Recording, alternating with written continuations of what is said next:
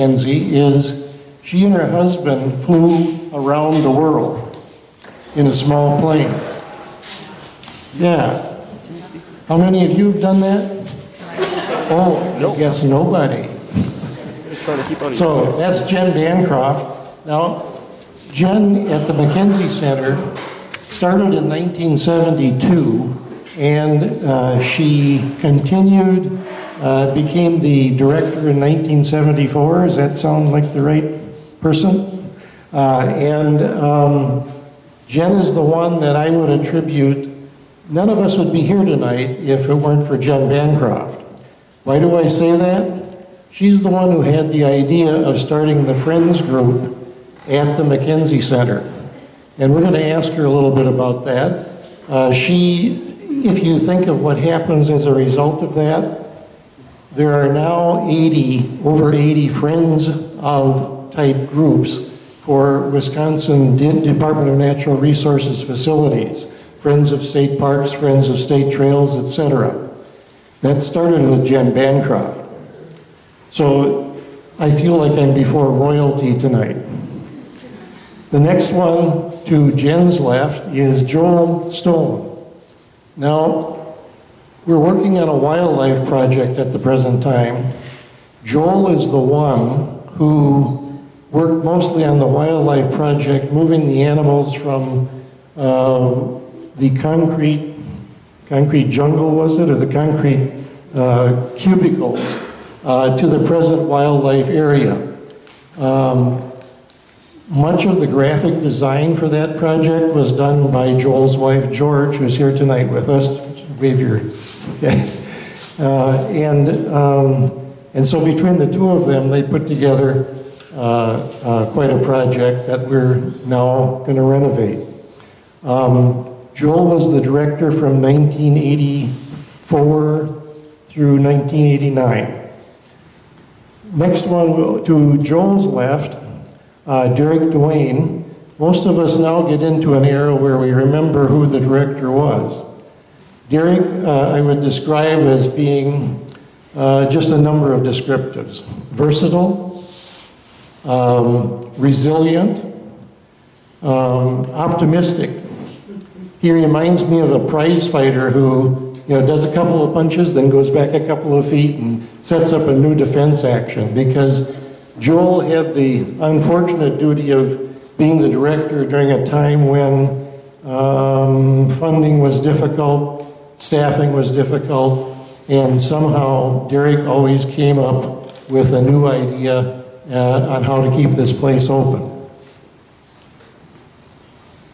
To his left is Ruth Ann.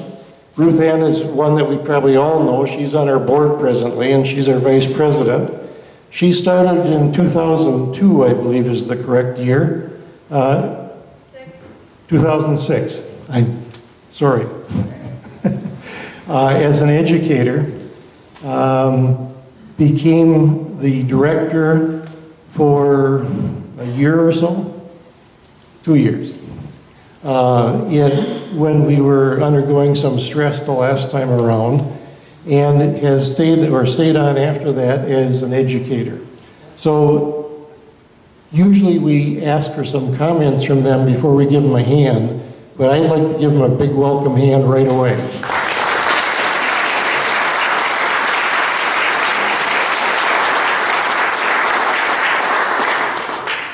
Now, Jen, what I'd like to do is start off with you because there's a story behind the start of the Friends group here that I think you're the only one who really knows about at this point.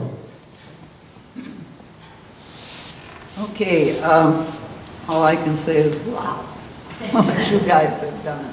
It's more than anything I think we dreamed of in the past. But anyway, I'm going to go back to the beginning so you know what the situation was in between 72 and what was it, 83 or whatever.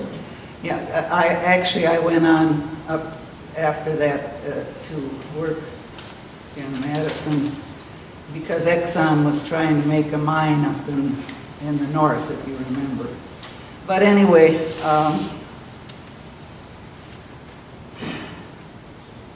it was 72 when they divided the properties here and then sent out a flyer to get somebody to administer the Mackenzie Center. And of course, I won that project. And it was, you know, I looked around and I said, what do you do? And to me, the number one object in my mind has always been the animals, because they're alive. They need care. The wardens needed places to bring them. And we did a lot of trading with all the zoos around the state, for one thing. And Madison and Milwaukee. Well, Milwaukee's got a friend group that doesn't die. So just like you. But anyway, I used to go to some of their meetings. There's the Wisconsin Zoological Society, but then each one of the zoos has their own friends group and always has. And I just thought, wow, this is what we need. But then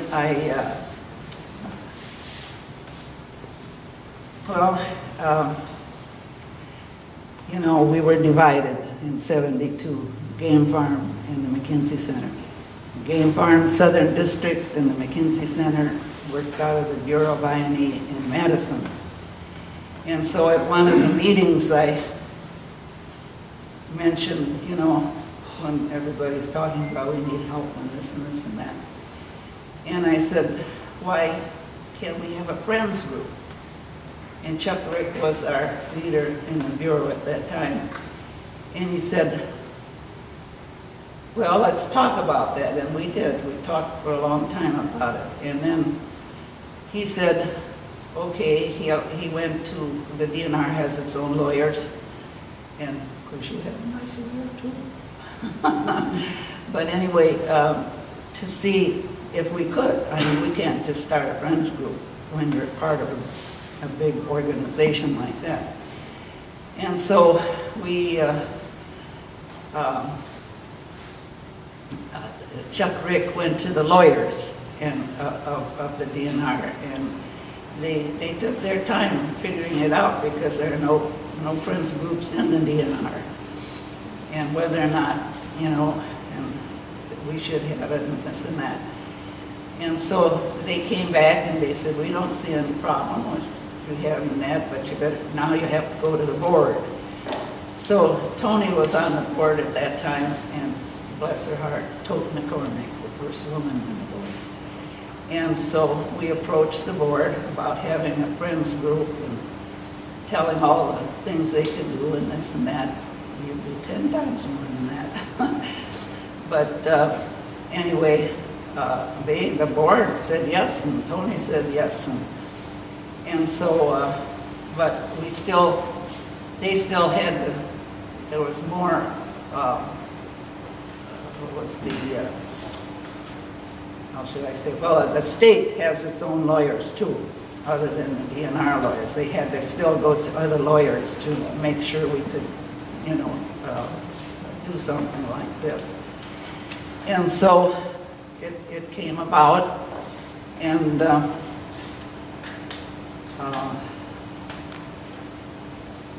we saw the friends groups as a group of the people and for the people, like you all are. And so the DNR had to go through all it had to go through, and it took almost a year to get all the permissions for us to do this.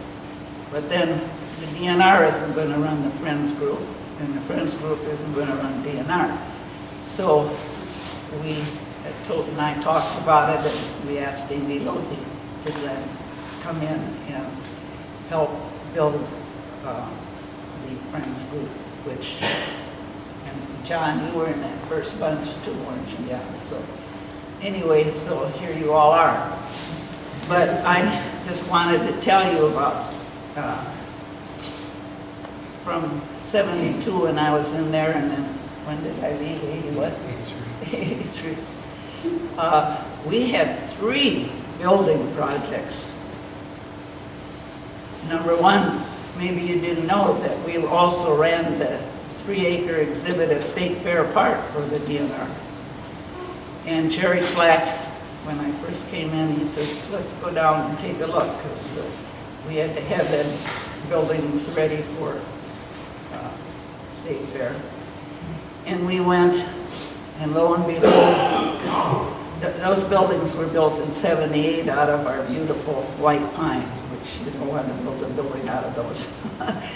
Because we went in there and there was just sawdust up and down the floor. You could rip the boards right out. So anyway, he said, what do you want? And I said, well, I'd like to have Wisconsin wood. Well, you can't get that much wood and get it cured before the State Fair. So he went to the state of Washington and got the red cedar. Those buildings will never come down now. So, okay, that was one building project, but of course now the State Fair thing has gone into the Southeast District, that's what it is now. But then we also had this project. These buildings were built at that time. And then the third project, we finally got, would you believe, $98,000 to build everything we had to build to stop the Milwaukee papers from talking about our concrete tombs for the animals. You're referring to the animal pens. Yes, A yeah. lot of people don't know, before the animal enclosures where they are now, where were the pens located before that? Well, the concrete tombs, that's what the Milwaukee people called them. And so at least we got them out of there and into the trees and the grass, and we had to build fences too and get the electricity and all, you know, the water and all of that sort of stuff. And so there wasn't much left over to really build some decent housing, which we would have liked to have done. But now you're going to do it finally. Hurrah. So, Joel, what was the budget for the pens when you put up the new ones? Jen said 98,000. 98, yeah, that's all. So that gives you some idea of how the dollars have changed maybe over the years. Yes. So, but then finally, the friends groups got together, and I had to leave because I had to help the Madison office with their citizen participation for the Exxon wanted to dig a mine up in the north. They spent over $1 million trying to get that done and finally gave it up, I guess, because there's too much glacial deposit on top and hard rock underneath, so what are you going to do? But anyway, we had a lot of things we had to do other than just what we were supposed to be here to do. And but we're just so thankful that we did get a friends group. You guys have just done more than we even ever dreamed of, and we thank you very much for that. One of the things that I think we might all be interested in is how the staffing at the center started out and how it's changed over the years. And that's probably as much as anybody Derek's subject matter, but can you, how many staff members did the two of you have when you started? About 6. When I started, I was the 9th permanent employee. So we had 9 permanent employees when I came on. We had up to 4 limited term employees. We had a special program through the state where we had another naturalist who was paid for by the state, and we got up to 2 to 3 interns a semester, paid interns that we had here. So we had a fairly good sized staff. But at that time, I'd say during our peak time, we had about 6,000 people coming through the overnight program, about 12,000 registered day users, probably 15 to 20,000 tourists a year. And we were, and probably still are, the only environmental education / nature center that had overnight program, tourist, as well as a day program. We ran a zoo, we ran a state fair exhibit, so we had, many irons in the fire during that time. After Jen left, before Jen left, we lost one educator. When she left and I got hired, we lost my class position, so we got down to 7 people and stuff. I also want to mention in our program, we were able to run 4 teacher workshops a year for Yes. credit through University Stevens Point, Whitewater, and Green Bay. And we worked closely with Dave Engelson, who was the environmental educator for the Department of Public Instruction. So we had a pretty full boat there. If I remember correctly, there were seminars for like game wardens back when also. What kind of groups came besides students? The barn, the old barn conservation museum exhibit, where Rudy Teschen was the director before Jen, used to run training programs up there. And DNR continued for a while having group meetings out of that building. The wardens were there. Also, a good partner and some of our early friends were from the AFL-CIO Conservation Alliance. And they were very instrumental in politically helping us stay where we were. I hate to move on to Derek, but tell us about some of the staffing woes that occurred during your tenure. Well, when Joel left as interim director for maybe 6 months to a year, but I was fortunate enough to have 7 full-time employees, including me, when I came on board, and 3 LTEs that filled various positions. We have 2 full-time educators, 2 full-time maintenance staff, 1 wildlife technician, me. Thank you. So my first year here was quite new. I came from public sector business and then took on this position where I worked outdoors. And at first, 7 full-time staff and 3 part-time staff seemed workable until I started to understand what it took to run Mackenzie Center. And it was pretty clear that it didn't take long to realize we were short maintenance staff. This is a 300-acre facility with tons of buildings. These buildings have electricity and water and nature trails, and to expect 2 full-time people to maintain that was pretty tough. This is where the Friends started coming into more of an important role. We started relying on the Friends to help us. We could not do it ourselves. Same with the education program. 2 full-time educators and a part-time educator to handle the 6,000 students that came through every year. Pretty tough role. And the main reason we were able to succeed at doing this is that we were family. If one person called in sick, when you had groups over here that needed educators, who's going to cover? So we all were very proud that we could do other people's jobs somewhat, whether it be the standing in for the wildlife technician if he was sick, standing in for an educator, or standing in for one of the maintenance people. So it was a family. We all knew each other's jobs, and we all just did it. So it was a great place to work for many years. I was here 22 years, and several people have asked why, including me. But I always saw the Mackenzie Center as the shining star within the DNR.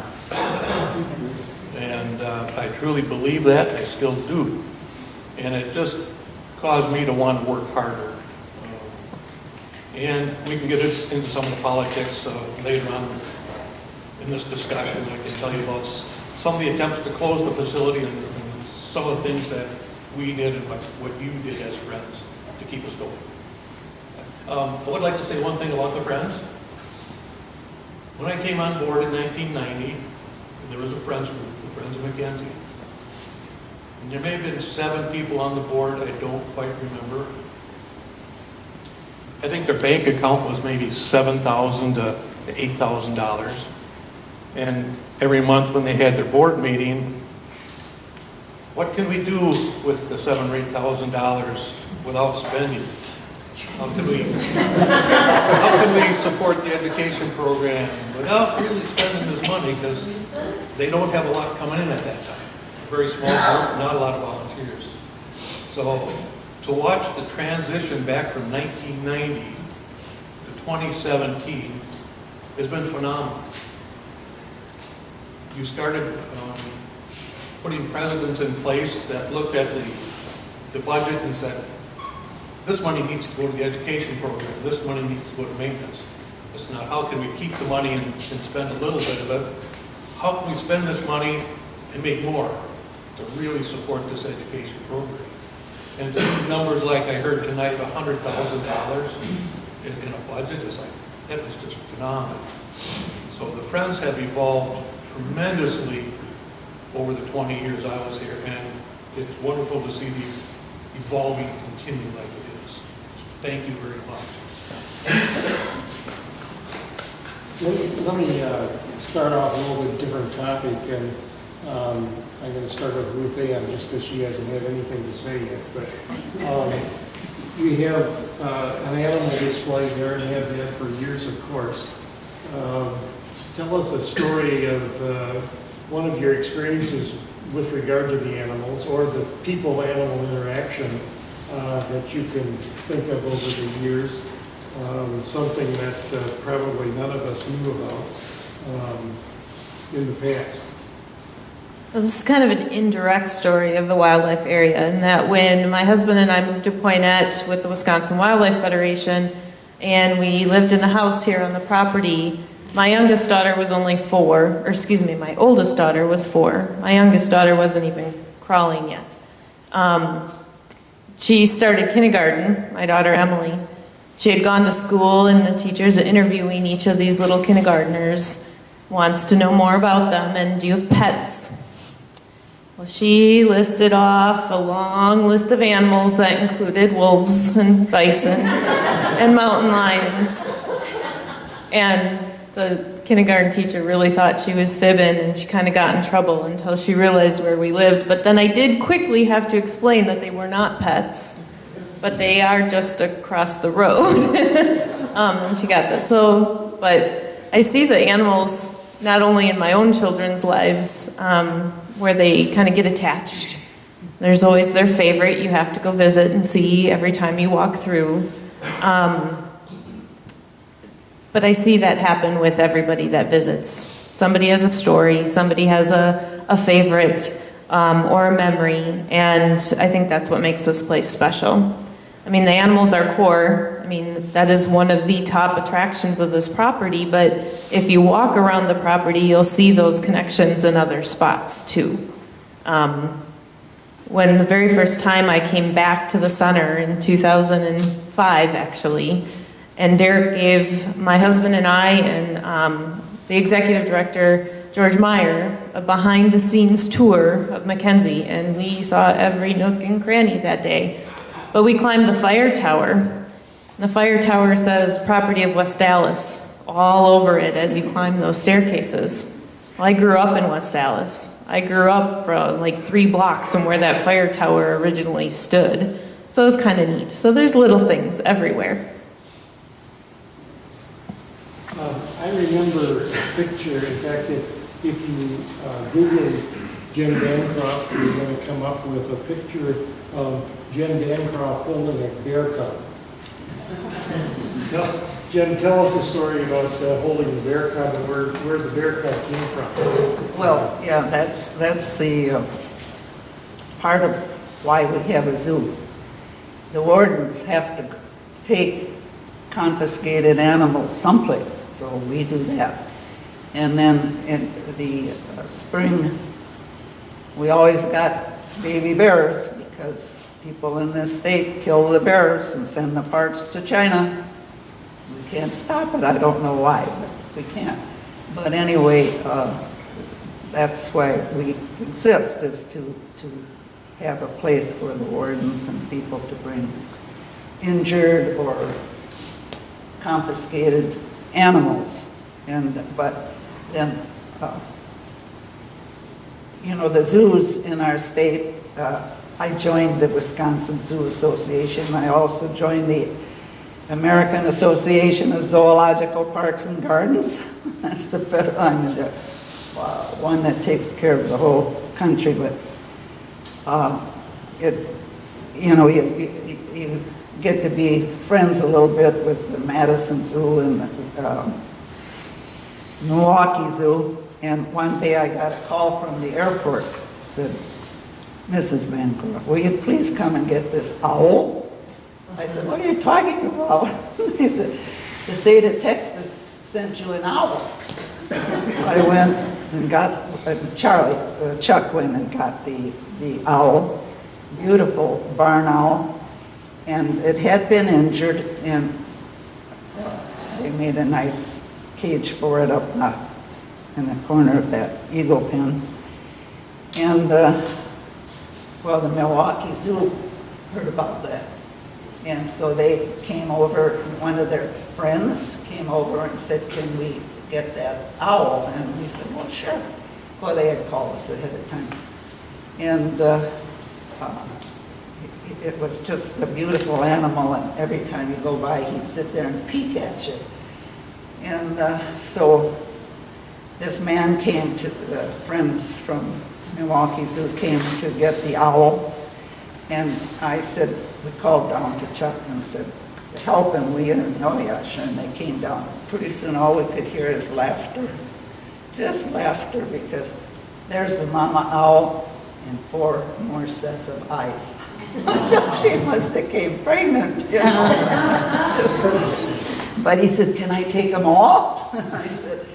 We said, "Yes, but then when they can fly, we work with the wardens to see what we do, because this, number one, came from another state, and number two, you know, where will they put them? We decide on that." So we have a lot of inner thing with all our zoos in the state too, so that was pretty nice.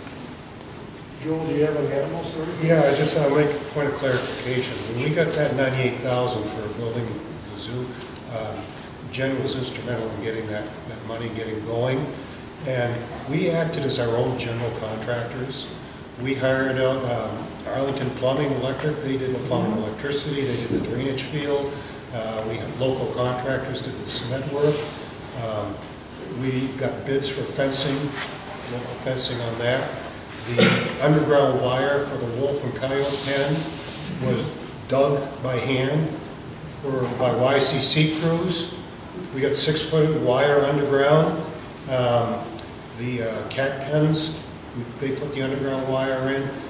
Our staff spent a lot of time. One of our staff was two of our staff were talented carpenters. They built the bison, designed and built the bison pen. So a lot of that was done by different people helping out and actually getting some generous bids from local purveyors. That really helped us quite a bit. We also got a grant from the Evu Foundation to develop education materials. That's how I met my wife. She was the one who was doing the design work for those materials, and I was down coordinating with her how the materials were developed, and that's how that came about. But my story is one that also involves my wife. I got a call one Sunday morning from a warden saying, I just confiscated a young mountain lion that was living in a home with 4 kids, 2 dogs, and a cat. And neighbors were complaining about people possessing this lion. So he's, "What should you do?" I said, "Well, bring it over and we'll take it up to Mackenzie." Well, it did not come in a crate. It came in the warden's arms. He showed up in the door holding this mountain lion. It's about 30 pounds, 40 pounds. And he said, he told me he was living in someone's house. I said, "Well, just set it down." George came around the corner just in time to see the mountain lion land on the floor, jump on the coffee table, jump on the couch, jump over the TV, and start running around. She says, "I think we'll take it up today and not keep it tonight." So Lion Alex, that's how he came to Mackenzie Center. And we kept him for a while, but we really did not have a facility for maintaining a large mountain lion as it grew older. So we worked through one of Jen's contacts, Willie's Game Farm. And we did a trade with Willie that he got the lion, but at the same time, we got certain animals from him to use during our peak months. So quite often our fisher, our otter, came from Willie's Game Farm. We kept them during the summer. He kept them during the winter and stuff like that. So we had a lot of trading agreements, and that's how we did things. We also purchased some animals. The lynx we purchased from the Minnesota Zoo. They came and inspected us the first time to see what our facility was like, looked at our medical records, liked what we did, and that's how we got some of our animals too. So some of the animals even went to summer camp here. Yeah, we did, basically. Does anybody have any questions or comments? Could Joel tell them about the story about digging the fencing in by hand? It makes me think that, maybe this group of, I'm the oldest one in the group, but the old man who get together, maybe we can all bring, a shovel and a pick and dig the fencing in or something. Many of us really got involved here through the Maple program, and I'm wondering when did that get started and kind of who came up with the idea and just a little bit more about the Maple? That kind of got started a little bit at a time in the late 70s, early 80s. And part of the reason why it got started is we had like 200 maple trees identified on the grounds. Bob Wallen, who's one of our naturalists, was really interested in that. Some of the friends were interesting. Dr. Kemp was one of them, Diane Tomlinson. So we started a small program, and we're collecting buckets of sap by hand and bringing that to a building that doesn't even exist now. It's where the finishing shack was. And we gradually expanded the program. We had a lot of people interested. We were initially just giving it to our overnight users and day users, but then it started expanding. We had our first evaporation tank, a steel one, donated to us. Between the mechanic at the game farm and Greg Price, one of our maintenance people, they built the firebox for cooking off that. And we found an old stove that we ran in the finishing shack when we did the finishing. So that's kind of, how it got going. Dr. Kemp would come with a little pan about this big and give a demo outside of how you can do it at home and stuff. So it was really kind of interesting and fun. And kids got to eat ice cream with maple syrup on it. Diane Tomlinson introduced us to having a dill pickle with maple syrup and ice cream. I don't know if you still do that or not. Those same days, it was less than elaborate facilities for cooking off the maple syrup. The feed tank that we had that would feed into the stainless tank was a 30-gallon plastic garbage can. And we had a tube running out of that would go into the evaporation tank. And somebody had to continually dump 5-gallon buckets into that garbage can. Which was 10 feet. It was up in the elevator. Yes. And the building it was in, the roof level was right at this height. So if you're more than about 5'5", walk into the evaporator, you're going to catch it. It was part of the old sawmill. Part of the old sawmill. Yeah. And most of the work was done by staff. The maintenance staff and I and some of the educators would tap the trees. We would go out and collect the sap, a bucket at a time, dump it into another bucket, and get it carried down into a storage tank. And it was extremely labor intensive. And the building that Joel mentioned that's no longer there was one of the rat colonies for the game farm where they did research on rats. So once the rats moved out, we moved in. And started finishing off the maple syrup in there. But before you did that, you had to kick out all the bats, most of the mice, and spiders, and do the best you can there. So to see what we have today compared to where we started is just, again, a phenomenal evolution. Thanks to people sitting here that came with the new ideas and the numbers of you to get everything looking like it does today. And it's just a fabulous event thanks to you. You should also know about the problem we had. We almost lost the center. And it was a strictly political thing, and I won't name names. But they wanted the Mackenzie Center out. And they called a meeting of people from all over the country to come. And you know what those people said? You guys don't know what you're doing. You really got something here. What are you trying to do? And then, who was the big guy on the board? Yeah, but anyway, he came to one of these meetings, and he said, you're going to do away with the Mackenzie Center over my dead body. I want my grandkids to come here. That day. So we've had some problems too. You know, there are political things that go on down in Madison, and so, but we survived it. There was 3 other attempts to close this facility that I knew about, that I was involved with.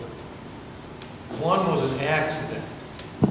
During the state's budgeting, 2-year budgeting cycle, of course, they have to decide what to keep, what to eliminate, and they decided to eliminate the Youth Conservation Corps. That Joel mentioned earlier also, and they provided a lot of help here all summers. Young kids that were had some difficulties, and they would come here and spend a huge amount of time over the summer doing maintenance work. During that budgeting process, somebody said, we don't need the Youth Conservation Corps anymore, so they struck that from the budget. Totally forgetting the fact that the Mackenzie Environmental Center was funded under that same guidance. So with the stroke of a pen, the Youth Conservation Corps was gone, and so was the Mackenzie Center. And since it was a mistake, you would think they could just go back and say, well, scratch out that line and keep the Mackenzie Center there. That's not the way it works at all. The community heard about this through lobbying efforts from the Friends. The word spread to all the schools that use the facility, all the communities around here. Meetings were held, and they started firing comments at Governor Tommy Thompson. And it got to a point where he was becoming, I think, a little embarrassed by all this and the mistake that was made. And I was fortunate enough to stand next to Governor Thompson when he created the language, or signed off on the language, that reestablished funding for the Mackenzie Center. So that was wonderful news. But somewhere in the language and discussions, someone decided we didn't need 2 full-time maintenance positions anymore. So it's just like, you got funding back, but now you have 1 full-time maintenance position. So that was the first attempt. And again, the public support, the school support kept this facility going. But then we had one of the best secretaries any outfit could ever have, and that was Darlene Lukens. And she kept the books. We had our own budget. She kept the books. And we had, we had a new bureau chief. And every time they didn't have money for something, they said, well, look at all the money the Mackenzie Center has. What is this? Well, she didn't, he could not comprehend that we paid our own bills, where everything else is paid by the Madison office. And so we had to fight that all the time because he wanted to use that money, but we didn't let him. So, but you have problems too. I think that's one of the things that impresses me is that over the years when there have been political crises, and I don't attribute them to even one party or the other, there always has been a feeling that what good is this place anyway? And it's always heartening to know that there are a friends group, or there is a friends group out there with lots of members who can mobilize in those time periods and come up and more than once, I think, help save this place from no longer being in existence. So. And the other thing that saved this place from going by the wayside is the people sitting right up here in front. We're pretty much through our time period. I'm sure they'll stick around a little bit yet, and what I'd like to do, though, is have them tell at least one more story of their experience, the time that they've had at the Mackenzie Center, and one of the experiences that they could share with us. And then, if you have any questions, certainly stick around and we can talk about it. We had to use, prisoners up here. You can take them out for the day and use them. I don't remember what that program is called, but you don't ever want to do it because we bought a brand new lawnmower. Yeah. And they'll try to move the rocks so they don't have to work.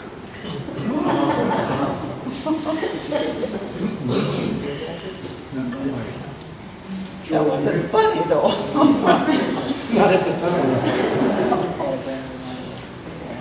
Also forgot to mention, we had a WCCC crew here for a year. We shared it with the game farm. So a lot of the past maintenance has gotten improved, like the barn got insulated, the slaughterhouse had new windows. We really took advantage of that crew. There is talk in legislature now about possibly starting up WCC again. Really keep your eyes out if that happens and put a bid in for it and stuff, because we got a lot of work done by them. Other story, that mural up on the wall, that was done by our first Arts World camp. For 3 or 4 years in the summer, we had 3 weeks of Arts World here of high school students coming to learn about the arts and the environment. One of my favorite programs that we had here. A great bunch of people, great bunch of kids. My daughter is now in the arts field basically as a result of that. What kind of time period is that, Joe? It was in the summer. It was probably 83 through 86, 87 and stuff that they were here. Besides visual arts, there was dance, there was music, theater. It was just a tremendous program. And that came through us by way of partnering with the Department of Public Instruction. Some of my staff thought it was a little odd. Some of the projects they came up with, like the sculpture that's on the trail up past the animal pen and stuff like that. But I think those kids got to learn a lot of things about the environment by being here. Could you explain what that sculpture is, and how it came to be? I can't explain it, it's art. You should have that on a bulletin board. Yeah, It's been nicknamed the dinosaur. yes, a dinosaur pelvis I've heard and stuff like that, so. You must tell them about the kids that came in Christmas. Oh, from the Poinette School? No, from Madison. I don't remember that. Oh, my goodness, yes. We're going to take a program from Madison of kids that had a little bit of problems, and they were going to come and spend their Christmas vacation from the school was sponsoring it, come here for a week. And we were going to just, I suppose, I don't know, entertain them, but it snowed 3 days. You couldn't move. They came, they got here. And pretty soon we're getting calls from Madison. Do you know where those kids are? And I said, sure, they're here. Well, how'd they get here? I said, they stole a car.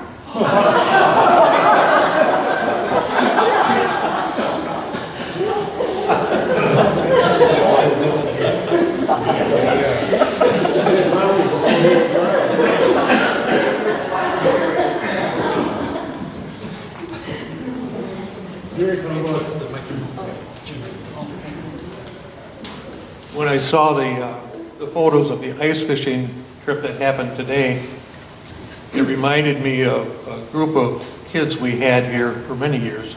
They were from Janesville Parker, and they were the disabled students from Janesville Parker, who also came up with the Wisconsin School of the Visually Handicapped students, blind students, and then came along the Wisconsin School of the Deaf. We had all of these kids here at the same time to interact with themselves, and then also to interact with high school students from Poinette. And they were here for 3 days, and it was so interesting to watch that interaction occur. High school students were afraid, anxious to meet students that couldn't see, couldn't hear, or behaved in some other manner where it was hard to communicate with them. To watch what happened over those 2 or 3 days was totally amazing. And one thing we did, it may not have been the first year with the students, but I loved to ice fish, and they came in January, and I said, why don't we take these kids ice fishing? Well, you have kids in wheelchairs, and other kids with mobility problems, other kids that can't see. How are you going to take them ice fishing? Well, we're going to dress them real warm, we're going to put them in vehicles, and we're going to take them out on the ice. And some of the fondest memories I have are when we took a student named Jeff. He was in a wheelchair, he could not communicate other than to wave his hands and say hi. And I said, Jeff, would you like to go ice fishing? I think that was a yes. So we loaded up the kids, we loaded up some gear, we went to a local pond. The kids in wheelchairs we carried onto the ice. Jeff we put onto a toboggan and drug him onto the ice. Students from Poinette would help us drill the holes, and we would spend probably an hour out there, everybody jigging a fish pole or drilling holes and catching no fish. But these kids never complained once of being cold or bored. They had a wonderful time, and every year when they came back, we did it for many years, so it was a thrill of my life to take these kids fishing, to watch them fish and try to catch fish and have fun, and to watch that interaction with able students and disabled students. So it was a real highlight of having Janesville Parker come here. We also had problems with the Indians. We had eagles here that lose their feathers, and Darlene would gather them and keep them in the office. And the Indians have a right to get those feathers, but they have to go through the federal government to get them. And there's one big Indian, I can't remember, it's a popular family in the Dells, and he came and Darlene was in the office all by herself, and he said, I want those feathers and I want them right now. She called down to Charlie, and Charlie came up, and they had to go around, but she even did call the police, but he said, no, I'll go home, and he went, but he didn't get his feathers then. So. We also had Governor Thompson request an eagle feather at one time. Oh, Governor Thompson knew we had the eagle, and he was doing something with the Native Americans here in the state, and he sent the request down for an eagle feather. And as Jen mentioned, those eagle feathers are protected by the federal government, and we could not give those feathers out to anybody, including the governor. Well, we heard he wasn't very happy, but he got his project done anyway without that eagle feather. Ruth Ann, we haven't heard the last story from you. The last story. I think I'm just in love with the property, the people that come and the students that come, and this particular group of people in this room. As I hugged many of you when you walked in, I'm like, oh, my people, you know. In 12 years, I mean, you talked a little bit about politics. I wouldn't be here if it weren't for politics, because that's what brought the Wisconsin Wildlife Federation to Poinette. And it's many of you that went to the Capitol with me. You know, Reggie and Neil went to the Capitol with me week after week until we could, you know, have our voices heard. And those, I don't know, it's just memories I'll never forget, learning experiences I'll never forget. And it all comes back to those kids, whether it's Janesville Parker or the teachers that are here, and teachers, adults, opening their eyes for the very first time so that they can motivate their students to be outside. It's why we're all in this room. So, thank you. Thank you.